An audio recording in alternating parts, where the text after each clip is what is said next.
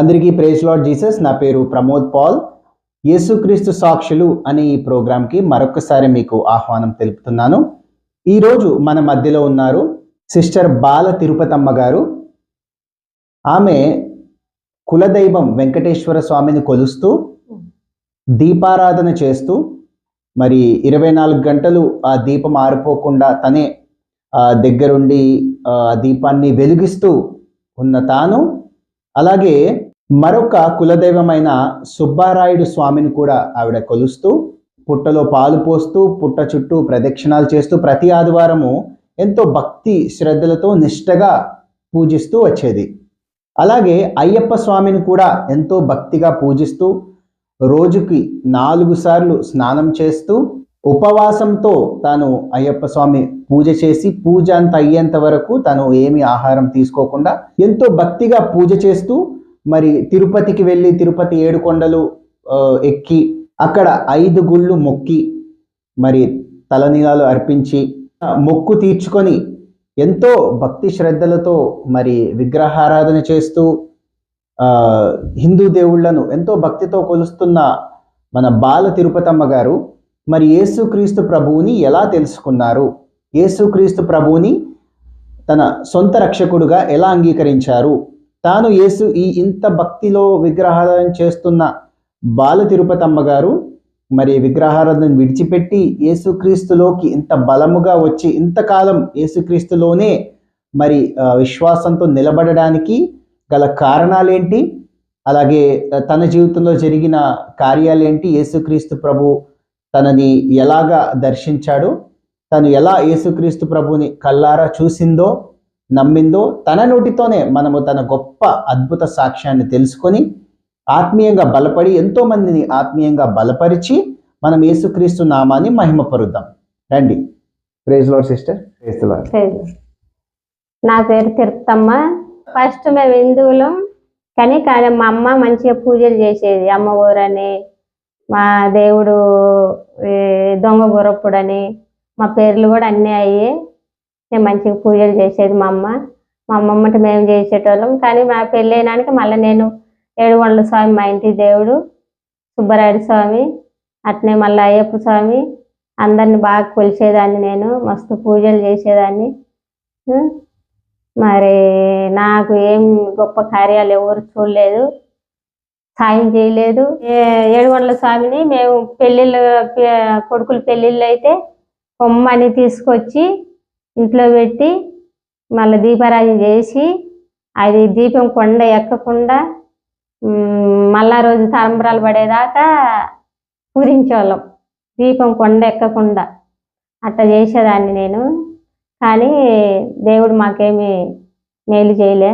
సుబ్బరాయుడు స్వామికి తెల్ల బట్టలతోటి స్నానం చేసి ఏం తినకుండా ఒక్క పొద్దులతోటి పోయి ఒక్క పొద్దులు చెప్పి చుట్టూ దారం వేసి ఇంటికి వచ్చి మళ్ళా బెల్లము, బియ్యము, చలిపిండి, నానబాలు, పొంగలి అన్నీ చేసుకొని అప్పుడు మళ్ళీ అక్కడికి పోయి పొంగలి పెట్టి 9 చుట్లు తిరిగి పుట్ట చుట్టూ తర్వాత మొక్కుబడి చెల్లించుకొని వచ్చేటోళ్ళం.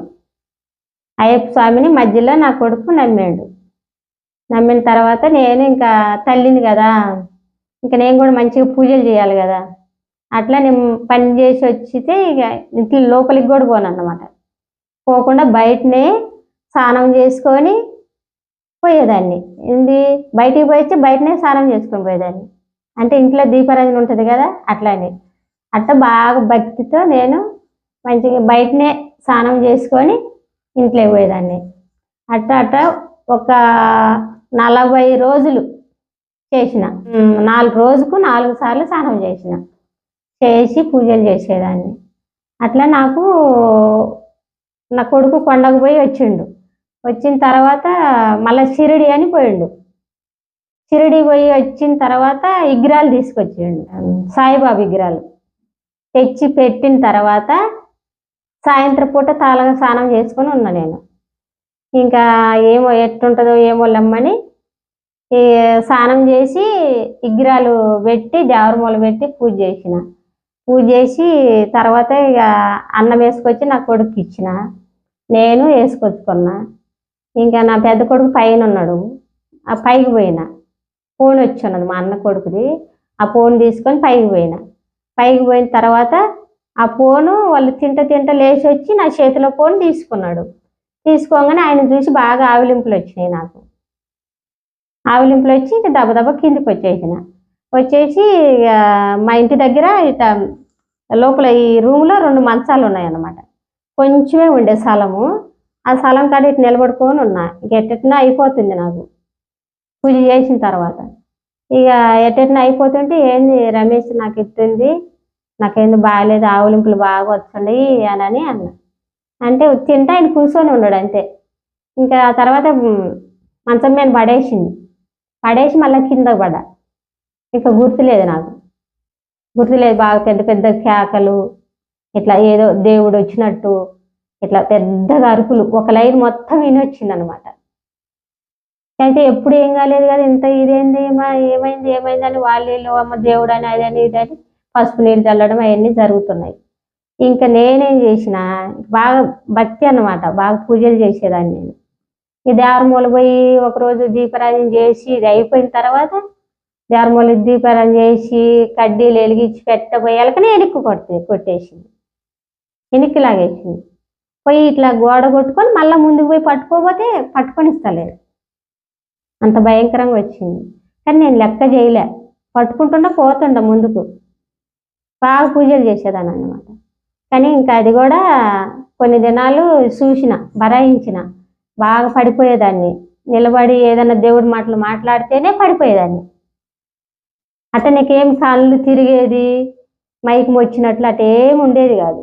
ఊరుకూరుకనే పడిపోతా, ఏదన్నా దేవుడి గురించి మాట్లాడితేనే పడిపోతా. అంటే నాకు ఎందుకుంది ఇట్లా, నేనేమన్నా అయిపోతే మా పిల్లలు ఏమవుతారో అని నాకు ఒకసారి చూపెట్టిన ఆయన హాస్పిటల్లో అని చెప్పిన. సరేనని అన్నారు. ఇక తర్వాత వైఎస్ హాస్పిటల్కి పోయినా. పోతే స్కానింగ్ తీసారు, సిటీ స్కానింగ్ తీసి తలలో కొంచెం బ్రెయిన్లో రక్తం గడ్డలు కట్టిని, 2 సంవత్సరాలు మందులు వాడాలన్నారు. ఆ తర్వాత సరేలమ్మని తెచ్చుకున్న తర్వాత వేసుకుంటున్నా ఏం తగ్గలే. అప్పుడప్పుడు పడిపోయేదాన్ని. తగ్గకపోయాలకి ఇంక ఇంటికి పోయినాము లాక్డౌన్లో, కరోనా ఫస్ట్ లాక్డౌన్లో. ఇంటికి పోయిన తర్వాత ఇక ఏరాముండి నీకు అది భయంకరంగా వచ్చింది సినమ్మ, ఇట్లా ఫలాని పూజ అక్కదేవతల పూజ పెట్టించుకుంటే తగ్గుతుంది అని చెప్పిన తర్వాత నాయన ఇట్టటి సంగతి అంట, అక్కదేవతల పూజ పెట్టించుకుంటే తగ్గుతుందంట, అది ఏమైంది బయటకు వస్తుందంట, నీకు అది జబ్బు కాదు ఏదో పిశాచే పట్టింది అని చెప్పిండ్రా నన్ను. తెల్లారాలి పిలుచుకొచ్చిండ్రు వాళ్ళని. 15,000 ఖర్చు పెట్టి నా పిల్లలు చేయించారు అక్కదేవతల పూజ. చేయించిన తర్వాత ఏం ఒంట్లోకి ఏం రాలే. ఆమె అష్టబంధం చేసింది ఇంటికి. అప్పటికి మాకు 3 కార్లు, 4 బండ్లు, నా పిల్లలకు 2 బట్టల షాపులు, ఒక హోటలు, ఇన్ని ఉన్నాయి. సప్పో చేసి మన సొంత పని మనం చేసుకుందాం అన్నట్టు పెట్టుకున్న తర్వాత ఈ పూజ ఎప్పుడు పెట్టినాము, ఎప్పుడు మేము అష్టబంధం చేయించినాము, ఆ తర్వాత మాకు 8-7 నెలల కల్లా దెబ్బ కొట్టిన తర్వాత ఇంకా చిన్నోడు యాక్సిడెంట్ అయింది. కారే బోల్త పడినది. 6 మంది పిల్లలు ఉన్నారు దాంట్లో. కానీ నా కొడుకు ఇంత లోతున లోపలికి దిగిపోయింది, ఇక్కడి నుంచి ఇక్కడ దాకా, మళ్ళీ తల ఇక్కడ. ఇంకంతా యేసు ప్రభు దయ, ఆయన బతికి బయట పన్నాడంటే ఆయన దయ.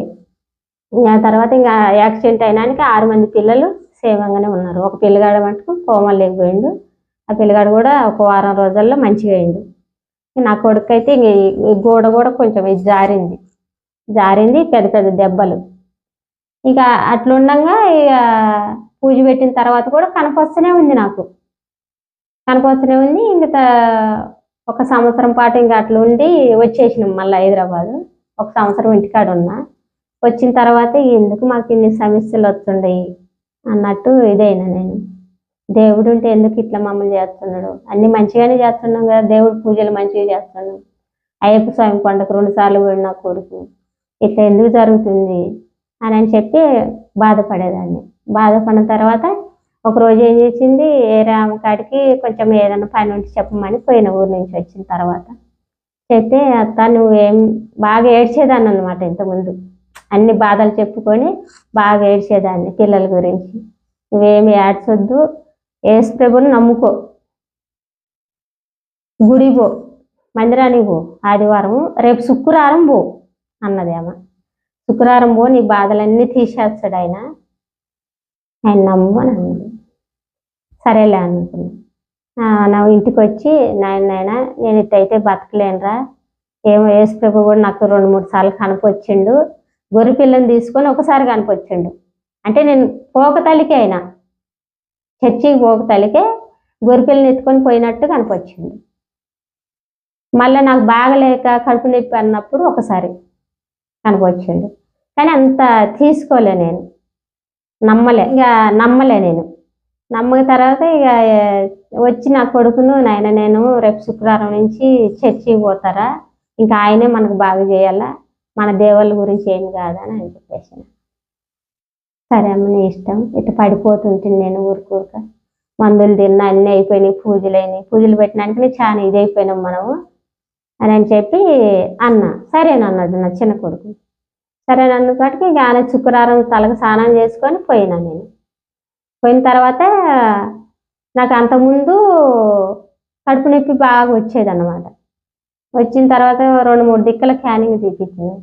కొంచెం ఇన్ఫెక్షన్ లాగా వచ్చిందమ్మా, అది 5 రోజులు మందులు ఇస్తున్నాము, అది తగ్గితే అట్ట, లేదంటే ఆపరేషన్ చేయాలని అన్నారు.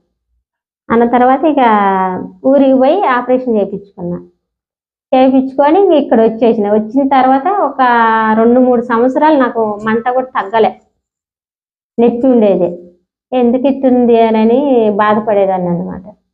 ఇక అట్లా చర్చికి పోతా సాగినాంచి కొంచెం నాకు ఎందుకో మరి మా దేవుడు కనపొచ్చి నన్ను పోకుండా కళ్ళు అడ్డుపడేవాడు అనమాట.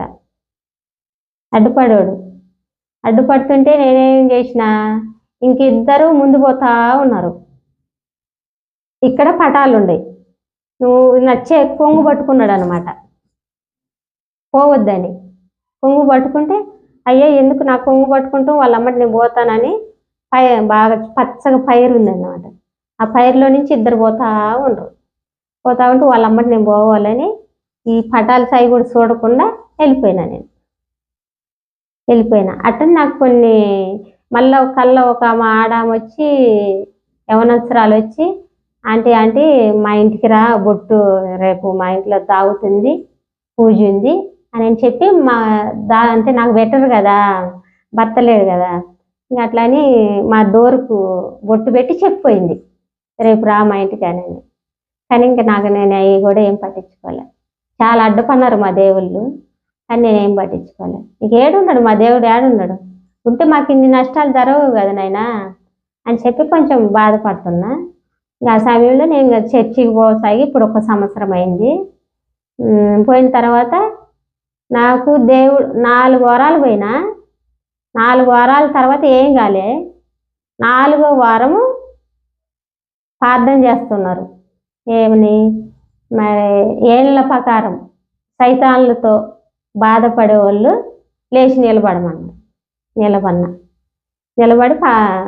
పాస్టర్ గారు ప్రార్థన చేస్తున్న టైంలో పడిపోయిందంట. పడిపోవాలకి నా చిన్న కొడుకు దగ్గరుండే పట్టుకున్నాడు, వచ్చున్నాడు ఆయన చర్చికి. అయితే పట్టుకున్న తర్వాత ఆయనకి ఇంకా అలిగాలే, వాళ్ళు ఉంటారు కదా సిస్టర్లు పట్టుకునేటోళ్ళు, వాళ్ళు ముందు పట్టుకున్నారు, మేమేమో చాలా ఎన్నుకున్న తర్వాత ఇక నా కొడుకు ఒక్కడికి అలిగాక భయంకరంగా వస్తుంది, అది భయంకరంగా 2-3 మగవాళ్ళు కూడా పట్టుకోలేరండి. అట్లా నాకు సోయి ఉండదు, ఇక మొత్తం ఎట్టంటే అట్లా అయిపోతా. ఇక ఇంకొక ఆయన ఆడోళ్ళు ఎవరు పట్టుకోలేదంట. ఇంకొక మగ ఆయన పట్టుకొని ఇక బాగా తన్నుకొని ఇంకా చాలా దూరం ఉండి ఆడికి తీసుకుపోవడానికి పాస్టర్ కాడికి ఆడికి తీసుకుపోయి పండేసిన తర్వాత అప్పుడు ఇక ఆయన ఏం చేసిండు, ప్రార్థన చేసి పేరాలు వేసిండు అనమాట. నాకు ఈ పక్క మొత్తం ఇదంతా నిప్పే, ఈ చెయ్యి కానీ ఇక్కడ డొక్క దాకా నిప్పే ఉంటుంది. కానీ అన్నీ బరాయించుకుంటా వస్తుండ, కానీ చేయకుంటే లేదు కదా. చేస్తుండ, పని చేసుకుంటూనే బాధలు పడుతూనే ఉండ. ఇంకా అట్లా కూడా నేను ఆయన ప్రార్థన చేసి పేరాయిలు ఇక్కడ ఈ సైడ్నే వేసిండు, ఈ కన్ను కూడా లాగుతా ఉన్నాయి. అప్పుడు నాకు 3వ రోజుకు ఈ నొప్పి ఇదంతా కొంచెం లాగినట్టుంటుంది తల. ఈ అప్పుడు నాకు ఆ ఆయిల్ ఎప్పుడు ఇక్కడ పడ్డదో అప్పుడు తగ్గిపోయింది. 3వ రోజు కల్లా నాకు నొప్పి తగ్గిపోయింది. మళ్ళీ ఒక రోజు ప్రార్థన చేస్తుంటే నేను ఆయిల్ తీసుకోవాలి, తెలియదు, కూర్చొని ఉన్నా. ఒక సిస్టర్ పక్కన కూర్చొని ఉన్నది, నాకు కొంచెం ఏమని వేయించుకున్నాను చేతిలో. ఇక్కడ నొప్పి ఉన్నది కదా, ఆపరేషన్ చేసిన కాడ ఆయిల్ తీసుకొని కొంచెం లోపలికి రుద్దుకున్నా, తగ్గిపోయింది. ఇప్పుడేం లేదు. అట్లా నేను యేసు ప్రభువుని నమ్మిన. ఎన్నో ఏళ్ళ నుంచి తరిబడి సైతాన్లు ఉన్నోళ్ళు లేచి నిలబడమన్నప్పుడు నిలబడినా. నేను 4 వారాలు ఏం కాలే, నాకు మంచిగానే ఉన్నా, ప్రార్థన చేస్తున్నా, వాక్యం చెబుతున్నా, ఇంటనే ఉన్నా, బాగానే ఉన్నా. కానీ 5వ వారం దేవుడు నాకు స్వస్థపరిచిండు, వచ్చింది బయటికి, వెళ్ళిపోయింది. ఇప్పుడు నాకు పానం మంచిగా ఉంది. అయితే కడుపు నొప్పి వచ్చినప్పుడు స్నానం చేసి తిని సోఫా ఉంటే హాల్లో పండుకొని ఉంటే నా పెద్ద కొడుకు టీవీ చూస్తే పండుకొని ఉన్నాడు హాల్లో. ఇక ఆయన అంత దూరాన టీవీ దగ్గర ఉన్నాడు. ఉన్న తర్వాత మళ్ళీ నా చిన్న కొడుకు లేడు ఇంట్లో. ఇంకా ఆయన కూడా వచ్చి సోఫా మీద కూర్చొని ఇట్లా చేసిండు అనమాట. వేసి ఇంకొక ఆయన మా ఇంట్లోకి వచ్చాడు, తెల్ల బట్టలు వేసుకొని కాళ్ళ దగ్గర కూర్చున్నాడు. తెల్ల బట్టలు వేసుకొని కాళ్ళ దగ్గర కూర్చున్న తర్వాత అప్పుడు నేను ఎవరు మా ఇంట్లోకి ఎవరు వచ్చిండ్రు ఏంది, కడుపు నొప్పి ఉన్నది అప్పుడు బాగా నాకు. నేను చెప్పి మా కాళ్ళు తగులుతాయేమో అని చెప్పి కొంచెం కొంచెం కొంచెం కాళ్ళు జరుపుకుంటా అన్నమాట. నిద్రలోనే జరుపుకుంటున్న టైంలో సోఫా తగిలింది. ఇంకా అప్పుడు ఏమన్నాడు ఆయన, ఆపరేషన్ చేయాలన్నాడు. యేసు ప్రభువు కదా, యేసు ప్రభువే అనుకున్నా నేనైతే. యేసు ప్రభువే నాకు చెప్పిండు, అంటే ఇది భయంకరంగా వచ్చింది కదా, ఆపరేషన్ చేయాలని అన్నాను. ఇక అప్పుడు నా కాళ్ళు ఎప్పుడు సోఫా తగిలిందో అప్పుడు నాకు గుర్తొచ్చిన తర్వాత నా పెద్ద కొడుకు టీవీ చూస్తూ కూర్చొని ఉన్నాడు. నాయన మన ఇంట్లోకి ఎవరైనా వచ్చిర్రా తెల్ల బట్టలు వేసుకొని అని అన్నా. అంటే ఎవరు రాలేదన్నాను. మరి తమ్ముడు వచ్చిందంటే రాలేదన్నాను. మరి ఎవరో నా దగ్గరికి వచ్చి కూర్చున్నాడు తెల్ల బట్టలు వేసుకొని అని అన్నా. ఏమో అన్నాడు. ఇంకా అది ఒకటి నమ్మకము, నాకు యేసు ప్రభువునే నమ్మిన నేను. అంటే నాకు బాగలేదు కదా, నన్ను ఎమ్మడిస్తుండడు అన్నట్టు నేను నమ్మిన. కానీ ఇప్పుడు నాకు 7 ఏళ్ళు 8 ఏళ్ళు అయింది ఈ పడిపోవడం. భయంకరంగా పడిపోతా, నిలువుకే పడిపోతా. తల తగిలిందంటే ఒక రాయి తీసుకొని కొట్టినట్టు ఇదైతుంది నా తల. కానీ ఇంతెల్ల కూడా ఆయన బతికిచ్చి నన్ను సజీవుగా నిలబెట్టిండంటే అంతా యేసు ప్రభు దయ. భయంకరంగా పడిపోతా. ఆపరేషన్ చేయించుకున్న తర్వాత మళ్ళా కడుపులో మంట వచ్చి ఒక 2 సంవత్సరాల దాకా దక్కలే. మళ్ళీ ఈ పేరాయిలు తెచ్చుకొని చర్చిలో వేసుకొని రుద్దుకున్న తర్వాత 3-4 రోజుల కల్లా తగ్గిపోయింది. ఇప్పుడు ఏం లేదు. ఇప్పుడు కాళ్ళు చేతులు నొప్పులు ఎక్కడున్నా ఇప్పుడు గోళీలు ఏమి వాడ. నేను 2 సంవత్సరాల తల ఆయన దగ్గరికి పోయినానికి నాలో ఉన్న తీసేసిండు. అందుకు నేను దేవునికి యేసు ప్రభువుని నేను నమ్మిన. దేవుని చూసినా కానీ గొర్రెపిల్ల ఎత్తుకున్నట్టు చూసినా. ఇంకా మళ్ళా నాకు ఈ సైతాన్ పోయిన తర్వాత మళ్ళీ ఏం కాని వచ్చింది. ఒక వారానికి ఇక ఇది బోనాలు పట్టుకొని ఎంత ఏసియాలు వేసుకొని ఉంటారు చూడు, సినిమాలు తీసేవాళ్ళు అప్పుడు లోగడ అట్టా కొంతమంది జమ అయ్యి ఉన్నారు ఒక దగ్గర. మేము మా ఫ్యామిలీ వరకు ఒక దగ్గర ఉన్నాం కల్లో. ఇది వెళ్ళిపోయిన తర్వాత నాకు ఈ సైతాన్ అనేది వెళ్ళిపోయిన తర్వాత ఇక మేమేం చేసినాము, అందరం మా పిల్లలు మేము మా ఫ్యామిలీ ఉన్నాం. అంత దూరాన ఇక మరి దేవుళ్ళో ఏమో తెలియదు, వాళ్ళ దగ్గరికి పోవాలంటే మమ్మల్ని రానియలే. కల్లో రానియకుంటే ఎందుకు మనల్ని రానిచ్చలేరని మేము బాధపడతా ఉన్నాం. అది పామురాల్లో మారిపోయినాం, మేమందరం కూడా మారిపోయి అన్నీ నా కంటికి తెల్లగా కనిపించినాయి. ఇప్పుడు జరిగి కూడా ఎన్నో రోజులు కాలే, నెలే. తెల్లగా అయిపోయినాయి, అన్ని తెల్లగా పామురాళ్ళు అయి. ఒక్క పామురాయి మాకు ఇచ్చిన ఇది వాసుకు లేదా అని చెప్పారు ఎంతో మంది. మాకు కిచెన్ లేకపోయినట్టు నాకు దర్శించండి దేవుడు.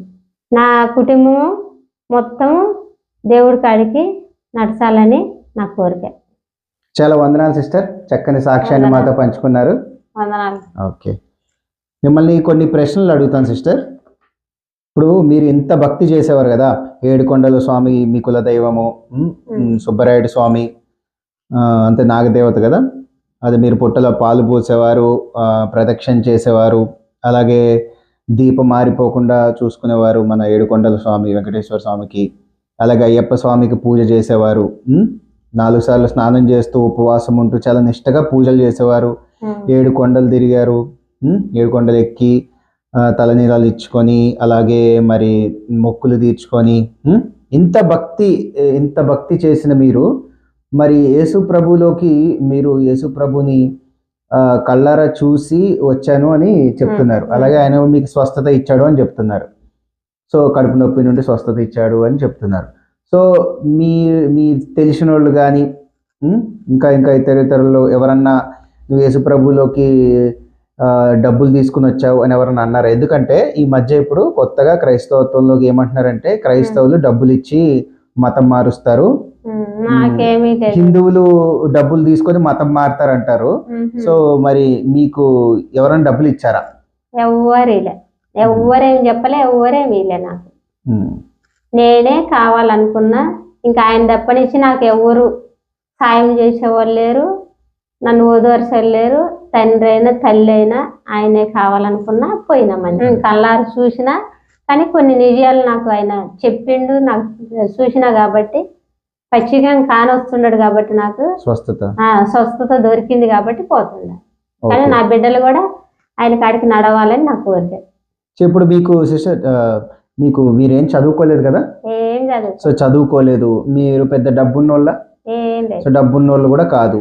సో నా ప్రశ్న ఏంటంటే ఇప్పుడు మీకు చదువు లేదు, డబ్బు లేదు, సో ఏమీ లేనప్పుడు మరి మీలా చదువు లేని వాళ్ళు పేదోళ్ళకి క్రైస్తవులు డబ్బులు ఇచ్చి వాళ్ళని ఏదో ఒకటి ఆశలు చూపించి మీరు క్రైస్తవ మతంలోకి వస్తే మీకు అవి ఇస్తాము ఇవి ఇస్తాము అని చదువు లేని వాళ్ళని బీదవాళ్ళని మోసం చేసి వాళ్ళకి డబ్బులు ఇచ్చి మారుస్తున్నారు మతం అంటున్నారు.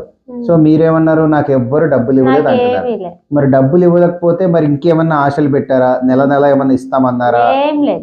మరి ఎందుకు మారారు మరి యేసు ప్రభు? నేను నమ్మినా, నాకు కనకొచ్చిండు కాబట్టి కళ్ళ నేను నమ్మినా. సిస్టర్ మిమ్మల్ని ఇంకో ప్రశ్న అడుగుతాను. ఇప్పుడు మీరు చిన్న బాబుకి యాక్సిడెంట్ అయింది అన్నారు కదా, అది మీరు యేసు ప్రభుని నమ్మిన తర్వాతేనా? నమ్మక తలకి. ఓకే, యేసు ప్రభుని నమ్మక ముందు. అలాగే మీ కడుపు నొప్పి కూడా యేసు ప్రభుకి నమ్మక ముందే వచ్చింది, అవునా? సో యేసు ప్రభుని నమ్మిన తర్వాత ఎప్పుడైతే మీరు స్వస్థత పొందుకున్నారో 7 ఏళ్ల నుంచి బాధపడేదాన్ని. 7-8 ఏళ్ళు అయింది పడిపోవడము, తిరిగి సైతాన్ మీ మీదకి రావడం, ఇట్లా పొగలాగా వచ్చేసింది ఫస్టే. ఓకే. కానీ మేము ఇంట్లో వాళ్ళు అనుకున్నారు అందరూ 7 కొండల స్వామి అని, గోవిందులు పెడతానని, అట్లా ఆ రూపంలో వచ్చేసింది నాకు. సో యేసు ప్రభుని నమ్ముకున్న తర్వాత ఈ సైతాను మీదకి రావడం అంతా పోయింది. కడుపు నొప్పి కూడా సంపూర్ణంగా తగ్గింది. కొన్ని రోజులు వచ్చింది ఇది సైతాన్ వచ్చింది. అంటే చర్చికి నువ్వు ఎట్టబోతావు పో అని వచ్చింది. ఒకసారి చర్చికి పోయినా వచ్చానని వచ్చింది. మరి ఎప్పుడు సంపూర్ణంగా పోయింది? వస్తానంటే నేనేమంటా, రా నువ్వు ఎట్టొచ్చు రా, నేనైతే పోతా అని చెప్పాను. ఒక్కొక్క రోజు అడ్డుపడుతుంది కూడా నాకు. అంటే తొందరగా పని చేసుకోవాలా పోవాలన్నా కూడా ఆ రోజు ఏదో ఒకటి అడ్డం వస్తుంది. వచ్చినా నేను చెప్పుకుంటా దేవుడికి, కానీ నన్ను ఎట్ట ఆపు, నేను పోయేది అని చెప్పి పోతా. మొండికేసుకొని పోతా అన్నమాట. పోయిన తర్వాత 1 సంవత్సరం నుంచి తగ్గింది. మళ్ళీ 2-3 సార్లు కనిపొచ్చింది. మధ్యలో నా కొడుకు యాక్సిడెంట్ అయ్యి నా పెద్ద కొడుకు మారుతాడని కూడా చాలా వరకు ప్రయాసపడినా నేను. ఇప్పుడు సైతాను మీకు వస్తున్నప్పుడు మీ మీదకి మీరు ఎగిరి వెనకాల పడ్డము, మొత్తం అటు ఇటు గట్టిగా అరవడం, కేకలు అన్ని అలా జరుగుతున్నప్పుడు మరి మీకు ఎవరో సలహా ఇచ్చారు కదా, అక్క దేవతల పూజ ప్రతిష్ట చేస్తే తగ్గుతుంది అని. తగ్గుతుందని సో మరి 15,000 ఖర్చు పెట్టి మీరు అలా పూజ అది పెట్టించినా ఏం కాలే, ఏం తగ్గలేదు. కానీ యేసు ప్రభు చర్చికి కానీ అది ఎప్పుడైతే పెట్టిన తర్వాత మా ఇంట్లో మొత్తం పోయినాయి, ఇంకా కష్టాలు ఎక్కువయ్యాయి. కష్టాలు ఎక్కువైపోయినాయి, కార్లు పోయినాయి, షాపులు పోయినాయి, మళ్ళీ చిన్నోడికి యాక్సిడెంట్ అయింది. అక్కడి నుంచి మొదలు మళ్ళీ ఇప్పుడు నా పెద్ద కొడుకు దేవుణ్ణి కాడికి పోదామంటే ఆయన పెద్ద నమ్మలే, రాలే. వచ్చుంటే బతికేటోడేమో, మళ్ళీ ఇచ్చినేమో యేసు ప్రభు, కానీ ఆయన కడుపులో గడ్డలు కూడా కరిగిచ్చేటోడు, కానీ ఆయన నమ్మలే. ఓకే, చాలా వందనాలు సిస్టర్. వందనాలు సిస్టర్. విన్నారు కదా సిస్టర్ బాల తిరుపతమ్మ గారి చక్కని సాక్ష్యాన్ని. చదువు లేకపోయినా, తను మరి డబ్బు లేకపోయినా మరి ఎంతో చక్కగా ఉన్న దాంట్లోనే విగ్రహారాధన చేసుకుంటూ తను భక్తిగా ఉండే తాను మరి ఎప్పుడైతే సైతాను తన మీదకి వచ్చి తనని మరి పూనకం వచ్చినట్లుగా చేయడము, అలాగే తనకి విపరీతమైన కడుపు నొప్పి రావడము, సో ఇలా తన జీవితంలో జరుగుతూ ఉన్న ఎటువంటి స్వస్థత లేక పూజలు చేసిన, అక్క దేవతల పూజ ప్రతిష్ఠ చేసినా కూడా తగ్గలేదు, ఎన్నో గుళ్ళు గోపురాలకు తిరిగినా తగ్గని మరి ఆ భయంకరమైన కడుపు నొప్పి ఆఖరికి ఎప్పుడైతే తను యేసుక్రీస్తు ప్రభుని కల్లారా మరి 3 సందర్భాలలో చూసిందో, ఒకసారి మరి తెల్ల బట్టలు వేసుకొని తన పక్కన కూర్చొని ఆపరేషన్ చేయాలి అని యేసుప్రభు మరి తనకి చదువులేని మరి సమయంలో మరి ఇలా చేసుకోవాలి అని తనకి చెప్పడము, అలాగే ఇంకొకసారి గొర్రె పిల్లని ఎత్తుకుని తనకి కనబడ్డము, చర్చ్కి వెళ్ళినప్పుడు కూడా అక్కడ కూడా యేసుప్రభు తను దర్శించడము, అలాగా తను కళ్ళారా యేసుప్రభుని చూసి మరి తన స్వరముని చెవులారా విని మరి యేసుక్రీస్తు మాటను బట్టి తను హాస్పిటల్కి వెళ్ళి ఆపరేషన్ చేసుకోమని యేసుప్రభు చెప్పడం ద్వారా తనకి మరి అటువంటి తనకి ఆలోచన వచ్చి హాస్పిటల్కి వెళ్ళి స్కానింగ్ తీసుకుంటే డాక్టర్స్ కూడా ఆపరేషన్ చేయాలి కంపల్సరీగా అన్నప్పుడు తను మరి ఆపరేషన్ చేసుకున్నా కూడా మరి 2 సంవత్సరాలు ఆ నొప్పి తనకి ఇంకా వస్తూనే ఉండగా ప్రేయర్ ఆయిల్, చర్చ్కి వెళ్ళి ప్రేయర్ ఆయిల్తో తను విశ్వాసంతో ఎప్పుడైతే ప్రార్థన చేసుకుందో మరి గొప్ప స్వస్థతని, ఆ నొప్పి నుంచి విముక్తిని పొందుకొని తను చక్కని యేసుక్రీస్తు ప్రభు విశ్వాసిగా తాను మారింది. మరి యేసుక్రీస్తు ప్రభులోకి వచ్చిన తర్వాత మీలో ఏమన్నా మార్పులు వచ్చాయా? వచ్చినాయి. ఏం మార్పులు వచ్చాయి? మతం మారిందా లేకపోతే? మతం కానీ ఇప్పుడు వరకు ఎక్కడ నొప్పులను, ఇంతకుముందు బాగా నొప్పులు గోళీలు వేసుకునేదాన్ని, రోజు నొప్పులు అనిపిస్తే అప్పుడు వేసుకొని పని చేసేదాన్ని. ఇప్పుడైతే చాలా వరకు గోళీలు వాడను నేను. ఆ పేరాయలు వేసుకొని ఎక్కడ నొప్పి ఉంటుందో అక్కడ రుద్దుకొని పండుకుంటే పొద్దున కల్లా నాకు నొప్పులు తగ్గుతాయి. అది ఒక్కటే నాకు స్వస్థత, నా ఆరోగ్యం మంచిగా ఉండదు అని నేను నమ్మిన దేవుడు. నేను ఉన్నంత కాలము ఆయన సేవ చేసుకుంటూ ఆయన మందిరానికి నడుస్తాను. సో యేసుక్రీస్తు ప్రభువుని నమ్మడం అంటే ఏదో మతం మార్చుకోవడం కాదు, కానీ తను కళ్ళతో చూసి చెవులారా విని మారింది. కానీ ఎవరో చెప్తేనో ఏదో డబ్బులు ఇస్తేనో ప్రలోభ పెడితేనో మీరు మారలేదు. కాబట్టి మరి అలాగే తను విశ్వాసంలో ఏ స్థితికి వచ్చిందంటే మరి ఏదన్నా అనారోగ్యం వచ్చినా దాన్ని మరి టాబ్లెట్స్ మీద కాకుండా మరి ప్రేయర్ ఆయిల్ రాసుకుని విశ్వాసంతో తను ఉంటే మరి అది ఉదయానికి తగ్గుతుంది అని తను ఆ విశ్వాసంలో ఆ స్థితికి మరి తను ఎదగడం జరిగింది. సో యేసుక్రీస్తు ప్రభుని నమ్మడం వల్ల మన జీవితంలో కూడా ఎన్నో గొప్ప కార్యాలు జరుగుతాయి.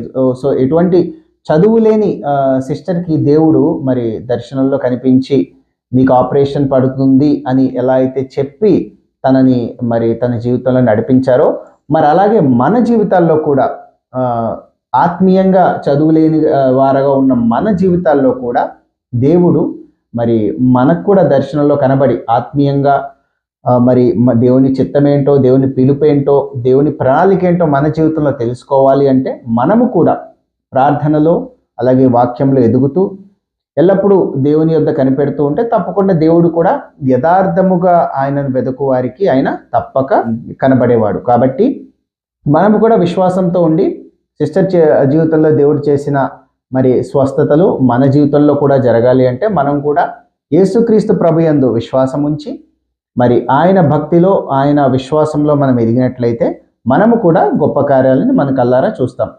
కాబట్టి యేసుక్రీస్తు నమ్మడం అంటే ఏదో మతం మారడం కాదు, కానీ యేసుక్రీస్తే పరలోకానికి మార్గమని, అలాగే యేసుక్రీస్తు ద్వారానే నేను మోక్షరాజ్యాన్ని చేరుకుంటాను అని సిస్టర్ చాలా గట్టి నమ్మకంతో మనకి తన సజీవ సాక్ష్యం చెప్పడం జరిగింది. కాబట్టి మీ జీవితంలో కూడా దేవుడు ఎన్నో గొప్ప కార్యాలు చేసి ఉండొచ్చు. మీ సాక్ష్యం కూడా మాతో పంచుకోండి.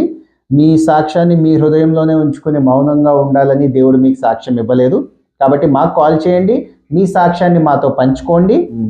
మాతో మీ సాక్ష్యం పంచుకోవడం ద్వారా ఎంతోమంది మీ సాక్ష్యం విని ఆత్మీయంగా బలపడి యేసుక్రీస్తు ప్రభు నామాన్ని మహిమ పొందులాగున మీ సాక్ష్యం కూడా ఒక కారణం అవ్వాలని మేము మిమ్మల్ని మరి రిక్వెస్ట్ చేస్తూ, అలాగే ఈ ఛానల్ సబ్స్క్రైబ్ చేసుకోండి. సో ఎంతోమంది ఈ సాక్ష్యాన్ని విని బలపడటకు మీరు వారికి షేర్ చేసి ఈ సాక్ష్యాన్ని విని వాళ్ళు కూడా బలపడటకు మీరు కారణం అవ్వాలని కోరుకుంటూ ప్రైజ్ లార్డ్ జీసస్.